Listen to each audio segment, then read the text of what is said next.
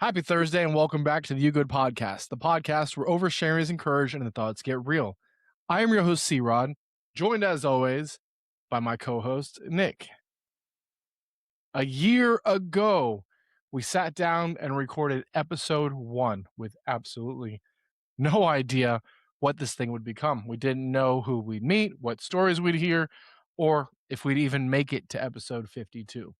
Looking back, it's funny how many things in life start with a decision that feels completely insignificant at the time. One conversation, one choice, one invitation, one yes. But today we're talking about the moments, the people, and the opportunities that quietly changed everything. Welcome to episode 52, The Butterfly Effect. Let's get into it. No, I don't wanna live where I always feel broken. I just wanna live with a heart wide open. I don't ever wanna feel fear anymore. No. So I meant to ask this question when Oja was on. And it's been burning in my brain for the last few weeks. So when we went to Morgan Wallen, Callie likes to play this game called Left, Right, Center. Are you familiar? Yeah. The dice game, you throw it, Yep. you land on it. With dollars and stuff. Well, the ones that she has is like little tokens, but yeah, essentially it's a point token. So we're playing this game Left, Right, Center, which she likes, and we play it a lot as a family. And it got me reminiscing or thinking about the old days. And there was a game that I used to play. I don't know if you partook at Deltona, especially during lunch with those of a certain ethnicity. But do you remember what this game was called? No? You shook your head yes. So I see here I am thinking you're agreeing with me. I don't know what you're talking about. Unbelievable. Then why are we shaking our head yes? I mean, I know what left, right, center is. Okay. So the game that I was alluding into that it reminded me of was CeeLo. Did you ever play CeeLo? Oh, no. Dice? No? Oh Nah. my goodness. I used Is to it hang anything out. like craps? Yeah, it's dice. So you roll a pair. I think you throw 3 dice, you roll a pair of dice, the highest wins, or if you get a sequence beats, numbers, and then that's how you win and you take the money. No, nothing. You didn't play that? You can I used to play that at lunch all the time for like chicken baskets and lunch money and shit. No, I've never. No. Ricky Littles would play over in the quarter with him. Nah. Really? That's crazy. Yeah. So CeeLo is it's going to be a dice game, and then I think you have 3 dice, and just like left, right, center, you got to roll a pair. So, if somebody rolls double sixes, somebody rolls double fours, the sixes wins, or if you roll a 3, 4, 5, or a 4, 5, 6, or a 1, 2, 3, automatic wins, things like that. Oh man, great game. Great game. Well, if you're today, Junior, if you're a degenerate gambler, I think you should look into CeeLo. It's very fun, very simple to play, and very easy. And I'm sure it's probably just like one of your favorite games. It seems like it. And that's why I wanted to ask Oja, because he probably played with the kids. Probably. I played, what was that? I played a lot of card games like Bastard and what was it? Egyptian Rat Screw and some other ones. Sounds familiar. Spades. Yeah. I wasn't as big into card games. Yeah, I was a big card game guy. Card game guy. Oh, wow. Episode 52. Nicholas. 5-2. A full year of the formerly known as the Bro You Good podcast. Yeah. It's kind of nar. I was thinking about it the other day that there is even some of these podcasts out there that are mass produced by these superstars who are just like, oh, I'm just going to start a podcast. It's easy. And they don't even make it a year. They don't even make it 6 months. Yeah. And here we are on episode 52, and we did not miss a single week in the last year, no matter what we had going on. And I think that that's what I'm most proud of. Gotta go for 2 straight. 2 straight years? Yeah. This trains are rolling, baby. It's not slowing down. But yeah, I was looking through. I think like the Hawk Tua girl, right? She had the Hawk Tua podcast or something. I don't think that made it 6 months before she was illegally trying to scam people out of money. And then the Always Sunny podcast, I listened to that for a while. I think they only made it like 20 something episodes before they, packed it up. And it's like people that have all these backings and everything couldn't find that consistency. And I think we've talked about it a lot where that is what is most important to kind of the work we do here. What's been the biggest surprise of this whole experience for you?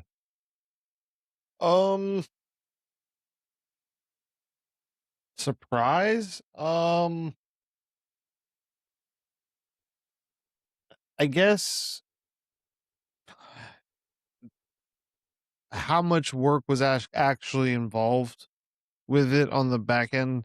Not that I didn't think that it didn't take work, but just clipping and like the move to social media, the move to the video side of it, came with a lot of unexpected uh hurdles as well.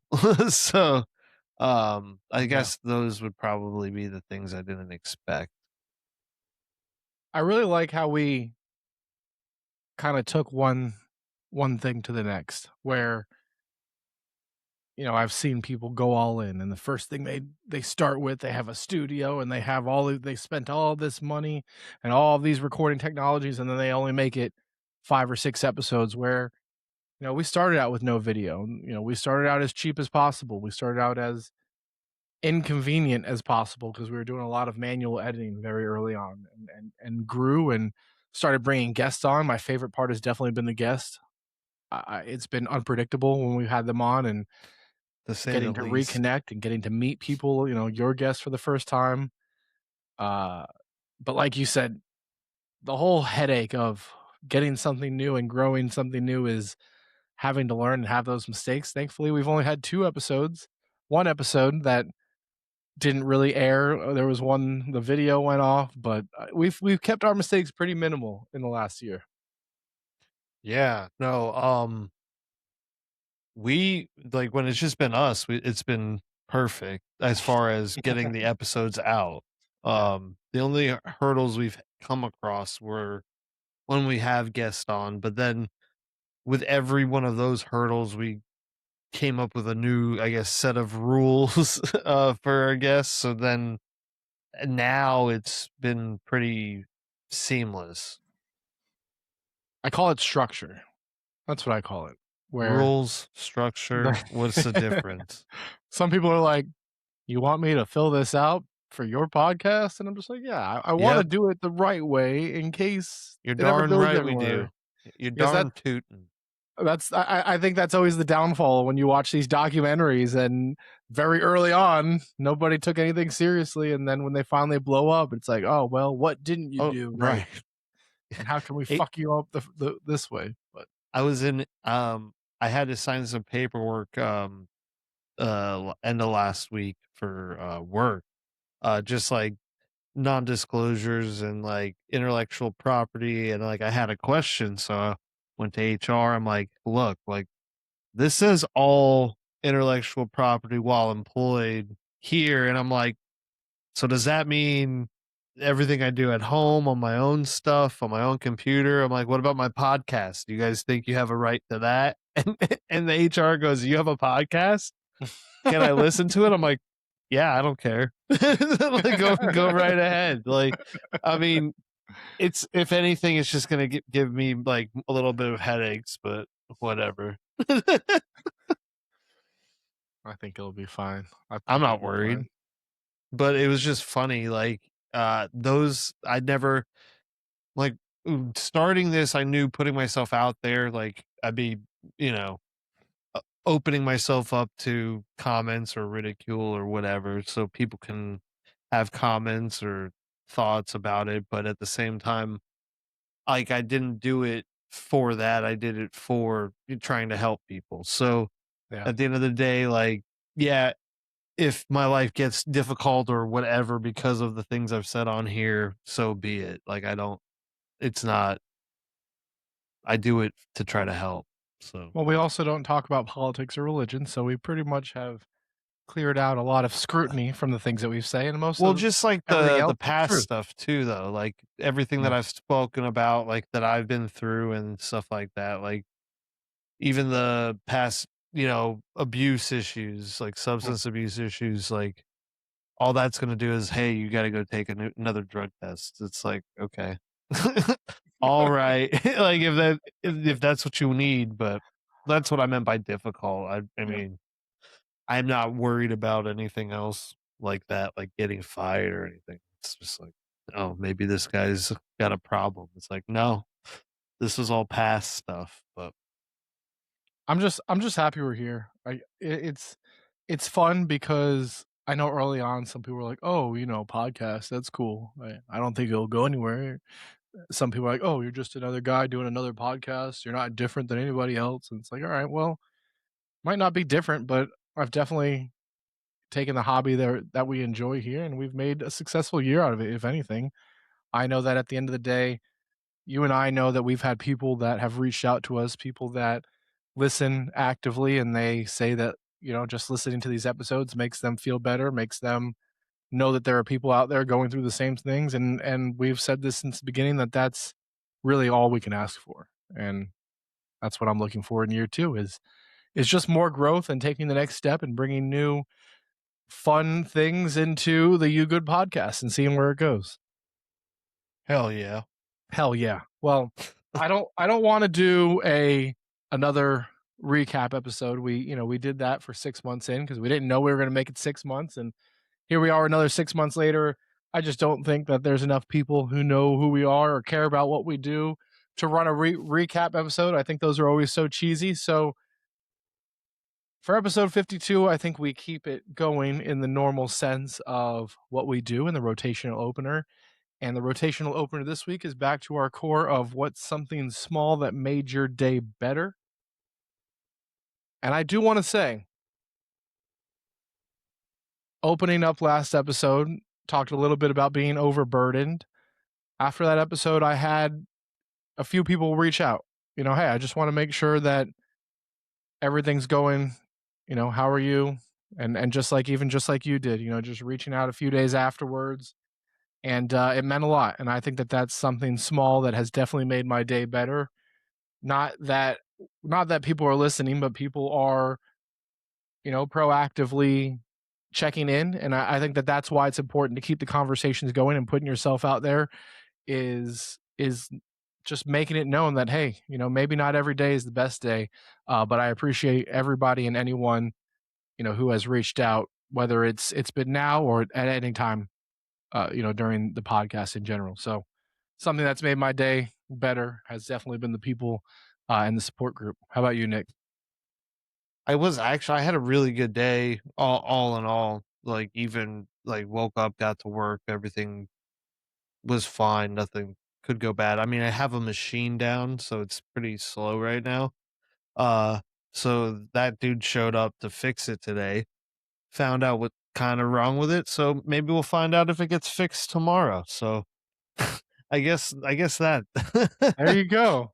'Cause I'm like, I outside of that, I mean, nothing's out of the normal, so, Hey, taking a big issue and making it a little bit smaller. hmm, Can fuck with that. it's kinda the same, but it's just, they're working on it now, so All right, all right. Well, we take the positives, big or small, and we appreciate what has been put in front of us. But the theme that I kind of want to tie in today's episode is, uh, man, it's funny because even this podcast exists because of a bunch of just tiny decisions that didn't seem important or impactful at the time a year ago, a year and a half ago when Preston and I were just kind of shooting the shit and talking about having a podcast.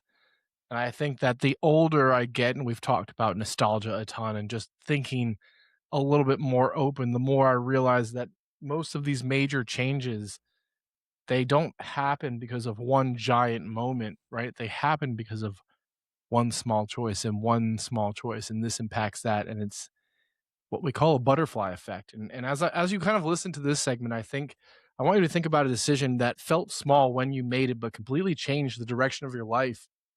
Not even something that's just a hobby or something that keeps you going like this podcast does for me, but it can even be something as small as the college you chose to go to, or the car you decided to buy, or the partner you decided to settle down with, or the kids that you decided to have or not have, a job that you accepted or a job that you turned down. But it's the small decisions that have changed how your life has gone.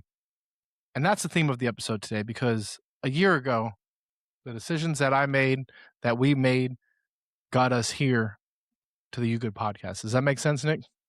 Mm-hmm. Yeah, for sure. I want to open it up, and I want to ask you, is there anything in your life that you have just thought about, one of the bigger moments that almost never happened? That never happened. Um, sure. I mean, there's a. I mean, I think everyone probably has a few, if not more. uh, I would say, uh, like you said, the college you chose. Like, I ended up going to JU because my band director in high school had been talking about Jacksonville University. He wasn't talking about the one in Jacksonville. He was talking about the one in like Alabama or South Carolina, the one that's not here. Didn't know that, so I applied for the one here and got into FSU, but I didn't want to go in the summer, so I was like, I'll go to JU. And toward JU, I was like, "Oh, it's nice," and asked about the football team, and I'm like, they didn't have one at the time, so I was like, "What?" And then I figured out that this was not the same JU. That's So crazy. yeah, but I had it wasn't like orientation; it was more like just a tour when I found out, and I was like, "Well, these are the two schools I chose, so here we go. Here we are." Uh, so that's If how I you ended up at wanted to go JU. to FSU, why not want to enroll in the summer? Um, Why I that decision?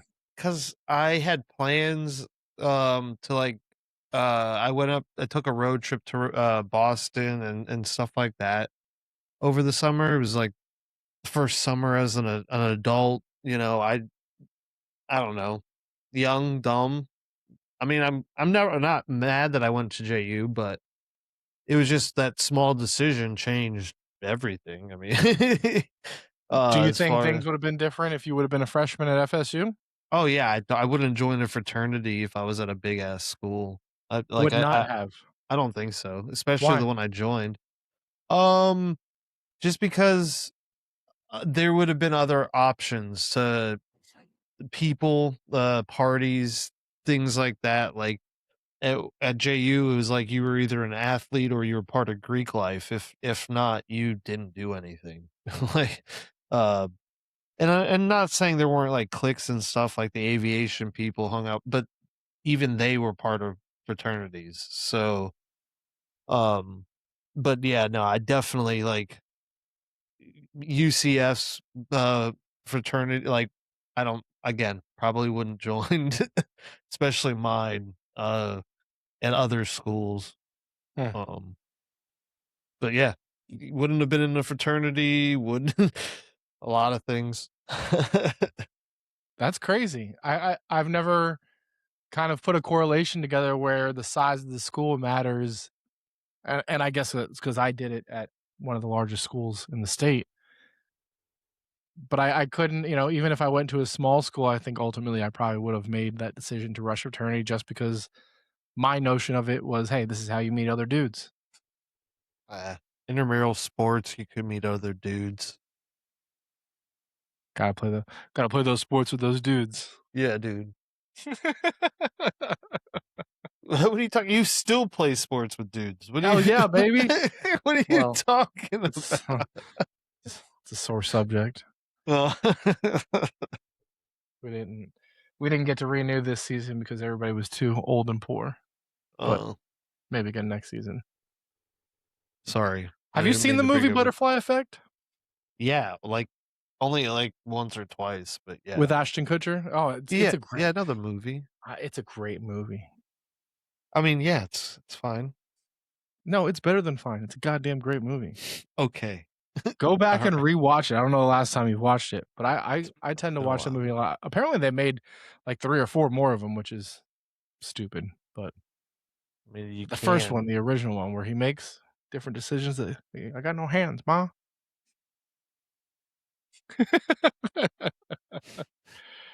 I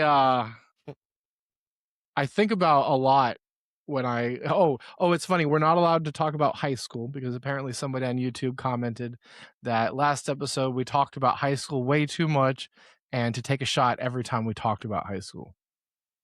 I mean, I didn't know we talked about high school that I much. didn't either. I'd have to go back and listen to it and see I how I was like, drunk I I get. definitely don't live in the past, so like, I was like, that was 20 fucking years ago.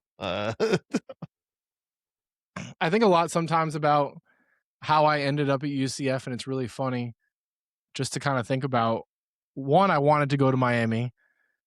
I didn't get in because, my grades weren't good enough, and it's funny because I posted my rejection letter on my wall, like, that was gonna be motivation for me to go somewhere else and, like, show up Miami. That's kinda why I wore this shirt.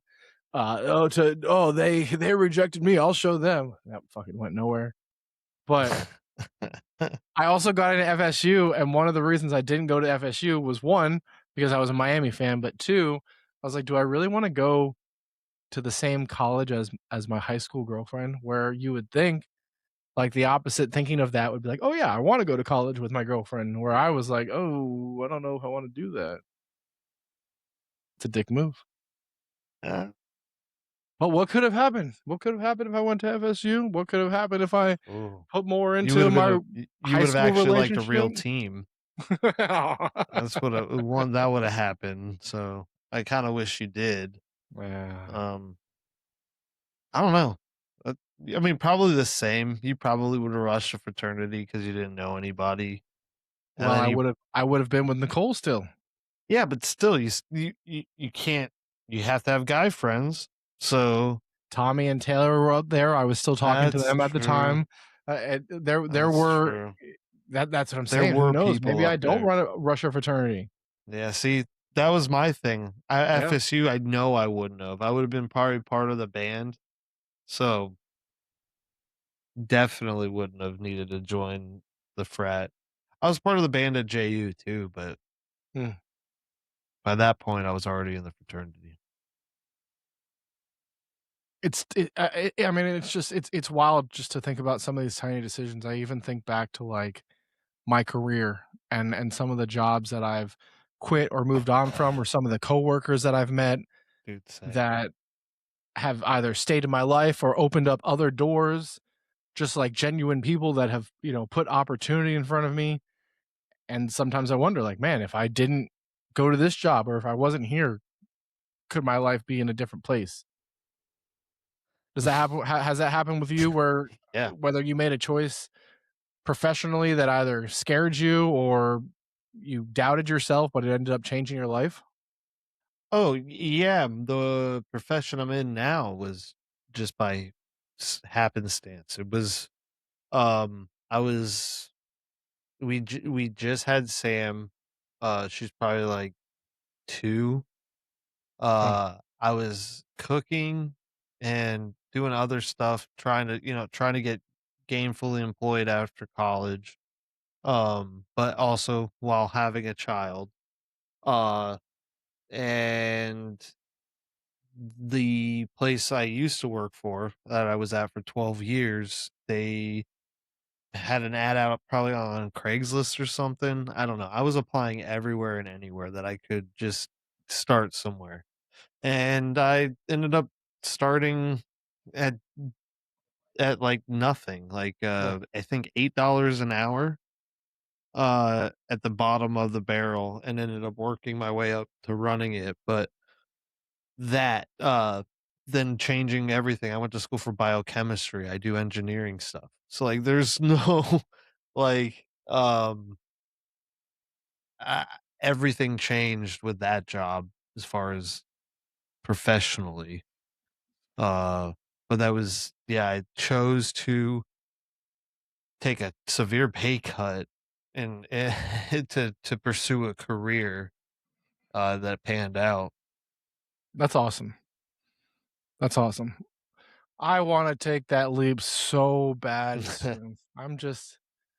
I'm so sick and tired of being in sales, and I think about it so much about how I'm almost pushing 40, still stuck in this industry, and man, I'd love to change industries and change careers, and everybody's just like, "Oh, just do it," but it's the monetary, aspect of it, of when you reset a career, you take a pay cut.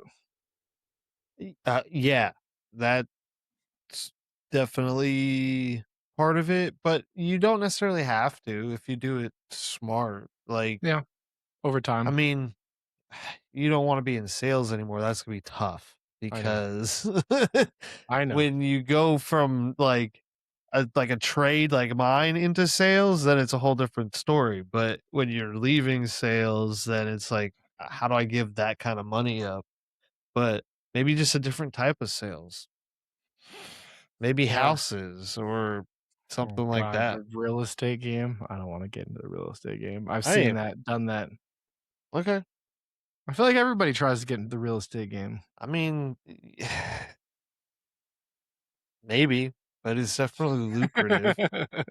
I mean, I don't think it's for everyone. I think only a certain people it could you could I think you personally could thrive in a industry like that or a more person to person type sales role, maybe not Hey, Dugas digitally. hit me up the other day about becoming a DJ. Error, error, Hey, error. yeah, I could see that for I could sure. be out slanging bingo and, trivia nights, Hey, out dude, around Tampa. dude, if he's starting his own thing, it's definitely lucrative. Yeah, I know, I told him, when I can find a little bit of time, Callie right when we started talking, Callie broke her ankle, so I I used told him. to, DJ karaoke Yeah, at one of the bars I used to work at. Yeah, it's a lot of fun, it sounds fun. it's definitely fun, especially if you don't mind singing. Oh, oh, oh, oh, don't put me with a good time. Oh, oh, Sometimes it's not the decisions, not just the decisions, right, that I think change our life, but like I kinda just mentioned, sometimes it's the people too that guided you, and it's so crazy that sometimes when I talk to people, they're like, "Oh, I remember, my high school teacher, Mr. or Mrs. this, that said this," or my football coach or my wrestling coach, I learned this from them, where I couldn't even name you a coach or a teacher that I had at any level, at any any level? at Oh, any there's a level from few. elementary to college. Is There's that a few. I mean, is that weird? Is it normal for people to remember all the way back and, like, do you remember that anybody was that was impactful that early on in your life and it just stuck with you for your entire life? Um, I mean, I know s 3rd grade, Miss Warblow. Um, I think that's the first teacher I can remember. I know 5th was Miss Anderson. Um, Utter Utterback? Miss Utterback? That sounds familiar. But though I like 8th grade, Mr. Holland, my math teacher. Um, he was he had he was memorable, but it was also 9/11, so maybe Okay. that's why. I remember him. I Anybody remember that anybody though that, like, gave you advice or something that you took yeah, discipline or I don't remember accountability his with? I'm trying to remember his name right now, but I'm Okay. picturing his face, and, he was my history teacher, and it was in middle school as well, 8th grade, um, and I know I'll remember the name probably when we get off here, but, uh, I had a crush on someone and I was like just really just defeated in something, and he had gave me some advice that uh just as just like anybody, but my I didn't have a dad. My dad had just passed away, and like Al was, my stepdad's still in my Right. life, but just fatherly advice, just more or less like, this is this is not you're not gonna find your wife at Heritage Middle School in 8th grade, and I was just like, all right. You don't know that. No, I didn't even. I was because I was so down already. It just was kind of like, all right, Yeah. thank you. I needed that type stuff. Nothing like profound though, where I'm like, oh, that's gonna stick with me. Just like maybe like some study habits or like work ethic stuff like that. Is that normal, or is that more of like an athlete's thing where, they're like in high school, or maybe somebody that came from like a broken home, or that didn't have parents, they were missing that motherly or fatherly instinct, and maybe they remember life advice a little bit more because that's more Yeah, impactful or more meaningful in their life. that could be it. I mean, I think also I hate to keep always go with the technology thing, but I think older generations didn't really have information. So like getting information from, handed down from the wise PE teacher or your baseball coach, or it was the only way you're going to get stuff, cuz it, That's fair. that might not be in a book. But now with the internet and everything, it's like, well, I heard that 20 years ago, so Make up your maybe own that has opinion. something to do with that aspect of it. Okay. But Okay. also I think a lot of that part of it is people that just don't have a lot going on, kind of tend to live in the past, and I can't remember who said what half the Yeah. time, but I That's just remember I that's where I'm heard at. it. You know what I mean? Like I remember I heard it, but I mean, I have yearbooks and stuff. Maybe I'll go back and be like, "Oh yeah, cool. I remember exactly reading this 20 years ago." But Yeah. it's hard to be like, "Oh, this person told me this on this day," like you see in the movies. It's like, I Yeah. Yeah. no way. Or even when people are doing like speeches and like, "Oh, I want to thank my high school this and my," as much as as much as you and I talk about high school on here, apparently Uh, I couldn't remember a single name. I mean, we're talking about, I can remember Hickox and Gravilic because they were the baseball coaches. But other than that, I couldn't. Wild. Wild. It's wild to me. And then "Oh yeah, my 3rd grade teacher was this and this." And I'm just, oh. yeah. I mean, I'm struggling with the band directors, DeLaurente, Taylor, and then Greenwald. But then, damn, I Snyder was Snyder. No, that was fucking PE in elementary school. His wife was uh my guidance counselor. Miss Snyder was my guidance counselor. Okay. Mm, there's an old lady. She's definitely dead now. Oh She my taught god. U.S. history. No, dude, she was like 80. Yeah, I like. Yeah, I'm just drawing a blank. I'm normally Yeah. pretty good with names. I mean, I'd love to know, like, if anybody's listening, I'd love for you to comment on who some of the oldest names that you remember. Like, do you remember kindergarten? Do you remember elementary school? What do you remember about that person? Like, did somebody actually impact your life so much in elementary school or in 2nd, 3rd, 4th grade that you're like, I remembered those words for my entire life, and here's why. It's just very fascinating to me because I also think I was such a rebel until 23, 24, 25. Like, I didn't listen to anybody at all. Like, not even my parents. I would just always make my own decisions. You could go back and ask all of my college friends. I was just I still am a very stubborn person. Like, it has to be my way. And I just really didn't listen or care what anybody told me, and I was always just gonna make my decision and learn from it, and it took me a really long time to mature and understand that there's consequences to actions, and for me, at the end of the day, I always lean back to just my parents, and I'll always say, "Oh, yeah, my mom used to say this, or my dad used to say this," but rarely is it ever this teacher, or this coach, or that coach.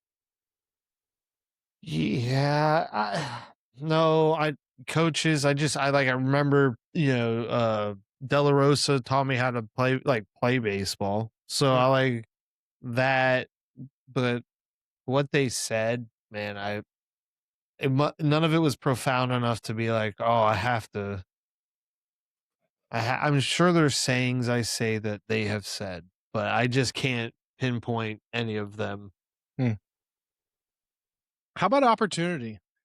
I think there's 3 sides to what we're talking about here, and if it's not the moments or it's not the people, I think it's just the opportunity, and whether it's the opportunity that you skip or the opportunity that you take or the opportunity that you almost miss but decide to go on, and that's where this movie comes from, but are there any opportunities that were put in front of you that either you said no to and missed out or that you took a chance on and you were grateful for that you said yes to? Um, well, yeah, the college thing obviously comes to mind. Like, um,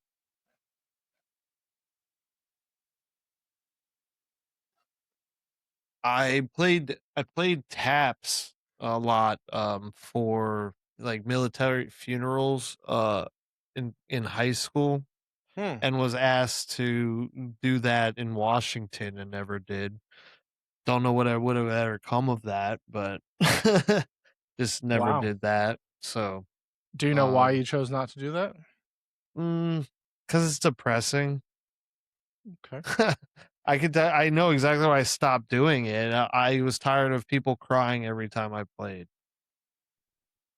Not that it was about me at all, but at the same time, I'm like, it's you do like 20, 30 funerals and everybody's crying every single time you play. It's like, yeah, this is like I'm honoring somebody and this is why I'm here. But at the same time, I'm like, I don't have the psyche for this. Like Yeah, I just don't.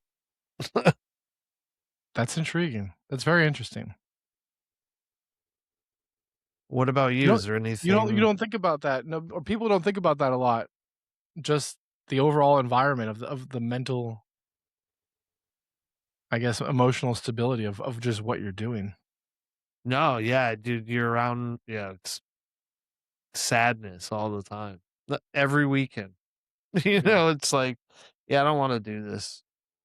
So I mean, I have 2 things. Mine aren't as profound as just kind of just thinking about the emotional weight of something, but, one thing that I really am thankful that I took the opportunity to do was go to Thailand. With we've talked about it before with Chris Arameta, just taking that journey, and it it was one of the first trips that just got me saying yes to taking these trips. It was one of the first times out of the country for me, one of the longest vacations that I had been a part of. I actually didn't fly on a plane until very very late in my life, and whether that was because it was expensive or I was afraid of heights and didn't want to. Flying scared me for a little bit. I'm really glad that I said yes to that vacation because he had tried to get me to do so many things like Japan and this trip and Australia and snowboarding here. And I was always the no guy, or I can't make it happen. And people see those excuses all the time where he was just like, just say yes, like let's just book this. And that taught me a lot moving forward to where that's how I plan my vacations now, where it's just like just do it. Just book it, because if you keep saying no or if you keep procrastinating or thinking about it, it may not ever happen. So that, was one opportunity put in front of me. And the other Mm. opportunity was with Brett Blevins in Denver, where with my first hiking experience. And that was another thing is I had never gone hiking, big guy, asthma, overweight, don't really like exercising. I was like, oh, hiking kind of seems dumb. Wasn't really into the I guess, beauty of nature yet. And it was just one of those changing experiences where it's like, yeah, this is very cliche and this is very millennial thing to do, but there's something about being out in the open, being out in the beauty of nature. If you have a lot of things going on, clearing your mind, the fresh open air, and it truly is intoxicating, right? And there's a special part of hiking that changes your mood and resets your aura and resets your chi. Call it grounding. Grounding. See, I knew you'd know. You always know. No, yeah, I think that's what this whole episode's about, though. I think there's like little every choice ends up becoming something, whether it's big or small. I mean, even the choice, like you said, just to start saying yes to vacations or trying new things or food. Like I'm a stubborn eater, a very stubborn eater. I went on a cruise, I don't know, 6 or 7 years ago at this point, and I was like, you know what? I'm just gonna go right 6, 7. Six, Uh, 7. um, and I was like, I'm gonna make it a point to just try. If I haven't tried it, I'm gonna try it. Even if I've tried it, I'm gonna eat it again, see what's changed, whatever. But that's still stuck with me to this day. Like I'm still like, look, I'll try anything once at this point, as far as Hmm, food goes. yeah. I'm not. I don't know if I'm gonna ever jump out of a plane. That's probably not something I'm interested in.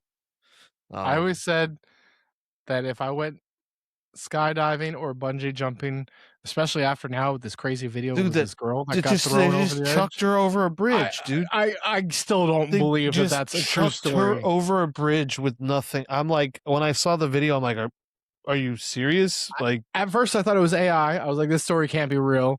And then I watched the video multiple times for absolutely no reason, and I'm just like, this video can't be fucking real. I mean, just how? How? Anyways, I don't know, gross negligence, I but forgot where definitely this not tangent bungee was going. jumping or jumping out Oh of a plane yes. in a third world country. Definitely never gonna happen. It would have to Well, be here.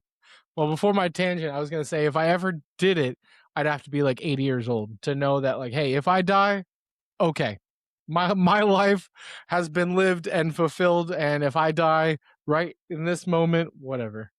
Well, to get us back on track, do you think a person can completely alter the trajectory of your life? A person that comes into your life,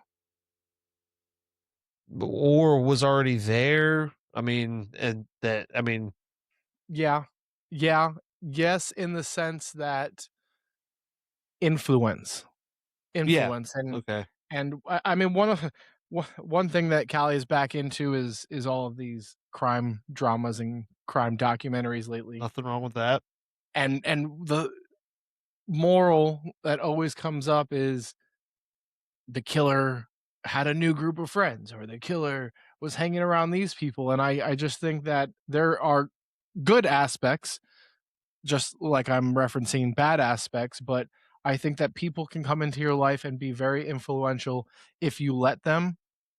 And if they're a bad person and you cling on to them and you start learning from them and your life goes a different way, I think they can alter, I mean, everything that you've put together. I mean, we've seen it before where maybe somebody's not a drug user and they have this great life, and all of a sudden somebody introduces them to a certain drug, and the next thing you know, they're hooked and addicted. Or in the same sense that maybe there's a drug addict who's trying to get better, and they come across a very genuine person or soul who's looking to help them and get better, turn their life about, give them a job, etc.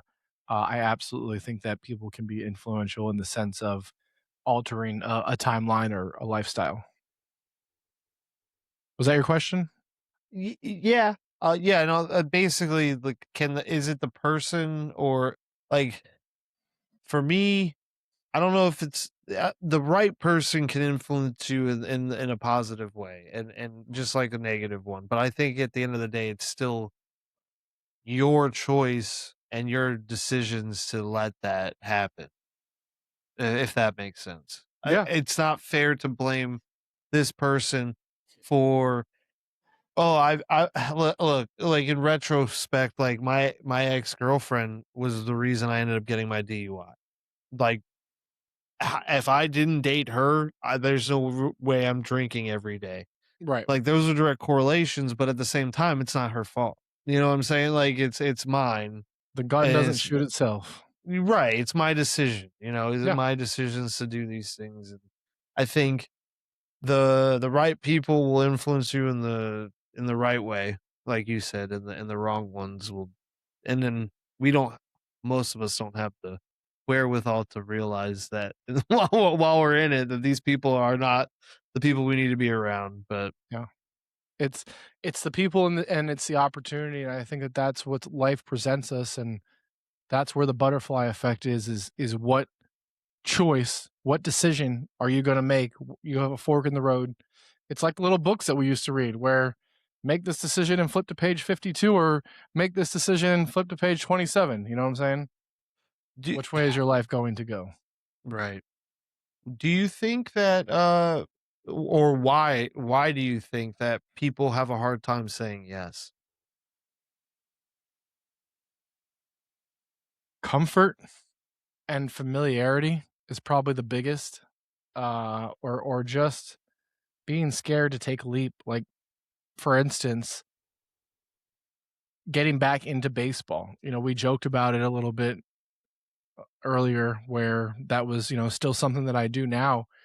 And it took me years to make that decision. Probably 4 or 5 years of I want to do this so bad, enter excuse here. I want to do this, enter excuse here. And the problem was it was just so much easier to enter excuse here than it was to take on another responsibility, dedicate this time to something multiple times a day or multiple times a week, and whether it's baseball or some other opportunity in life, I think that people are more inclined to enter excuse here than they are to just take that leap. And I'd love to see more people take that leap. And it even kind of ties into what I mentioned about being scared to change industries because, taking a financial cut. I think there's big impacts to think about, and each one prioritizes and has a different weight to it. But ultimately, it's about getting out of your comfort zone and proving that growth of what can I say yes to and what can I explore. That was a great answer. It's a good question. It's a good question. It's a good answer. When I think back to one of my life examples where I was hesitant to say yes, that I still think about is during my baseball trip. So my dad and I traveled to different states to see different baseball stadiums, and when we were in St. Louis, he wanted to go up the arches. I am deathly, deathly afraid of heights.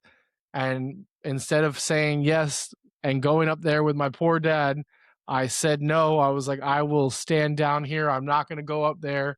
I'm not going to take this experience with you.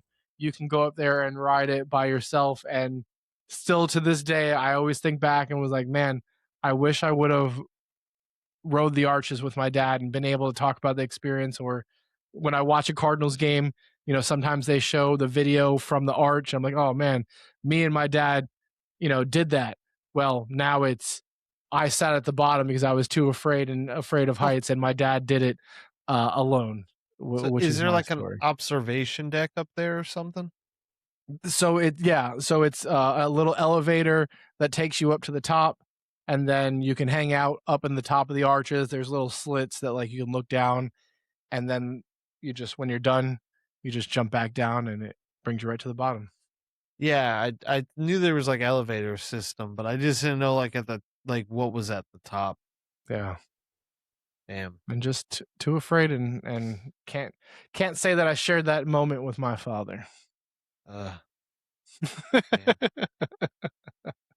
That's tough. I've been to St. Louis once. I haven't. I was there for a convention. I did not have time to sightsee or anything like that. For as much flack as St. Louis gets, I could see why there was some cool things to do. Yeah, Very it seemed dangerous, chill. but It was fine. 1 year, man, 1 year. Looking back, I think that life isn't built from grand moments after all, just kinda like we talked about, the butterfly effect, one choice over another. It's built from those thousands of small choices that, we make and that makes sense for us, and it's only hindsight that allows us to connect them later.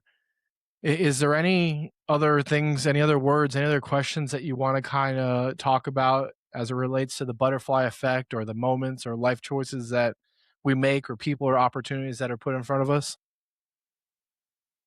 Oh, man. uh, I would say most people on their deathbeds don't talk about what uh they didn't do. They talk about their experiences. So go out there and live life and say yes when given the opportunities to say yes. And if you want to go do something, go do it. Don't wait for the perfect time. There's no perfect time. So just figure it out, and you can always make more money. Unless you do cocaine and crack. Hey, you can always make more money. No, it's so true, it's so true. Take that leap, say yes, be financially responsible, but live life. I So many times we think about when we're younger, "Oh, I wanna be 20. I wanna be 21," "I wanna be 25. Oh, I wanna have kids," and then we get there and it's like, "Well, shit, now I'm 30. Well, now I'm almost 40," and we have to just keep living in the moment as we get older. Make those trips, take those choices, whatever it is, uh, say yes. Say yes. Don't let the it, butterfly effect hinder the decisions that you make. it's safe to say we're approaching middle age, right? And or at least I am. I'll speak for myself. I'm approaching middle aged, and like I've really tried over the last few years to say yes. I've traveled more the last 6 months than I have probably the last 4 years. Like, just I, I don't know if it's just being around you or this podcast or just like just saying yes to everything. Not everything. I mean, I do have boundaries, but just trying to say yes to the things. I mean, even Backstreet Boys. I didn't say yes to Backstreet Boys, but I was still trying to figure out how to get there for that weekend even and not see the show. So Hey, it's true. um It's true. it is true. Damn true. But it's just I'm not just saying it, I'm trying to live it is what I guess I'm getting Yeah. at. Same, even in the sense of, like, when people that I'm reconnecting with are like, "Hey, you wanna go grab dinner or lunch or a drink or something? Yeah, let's do it. Let's figure it out. Even if I got a lot of stuff going on, let's figure it out. Let's say yes. Let's reconnect." I have people that I because still need to reach out to that I'm, like, a week or 2 overdue, but because let's hang out never say yes. happens.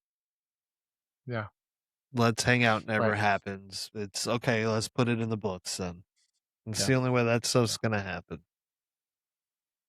Amazing, amazing. Well, the other thing that we have to close with is the gratitude to the listeners. Oh, we have 52 those? episodes Just in, kidding. the tens and tens of listeners that are The there, all 10 of you, I uh, love you so all of much. all All of the all guests that we've had on. Uh, I mean, the ones that have grown with us, from our first guest ever, Brittany, to our first guest with Video Gino, to our guest of the year, Oja, to everybody in between that has talked about mental health awareness or suicide awareness or whatever you want to put out there. Every guest that has been on is so valuable, and we appreciate you more than you know. And every guest that will be on, we can't wait to have you on. Every listener that's there, I hope that the content that we're putting out is, what keeps you coming back. And we're always looking to get your feedback on how we grow and what else that we can bring into the show to have you entertained.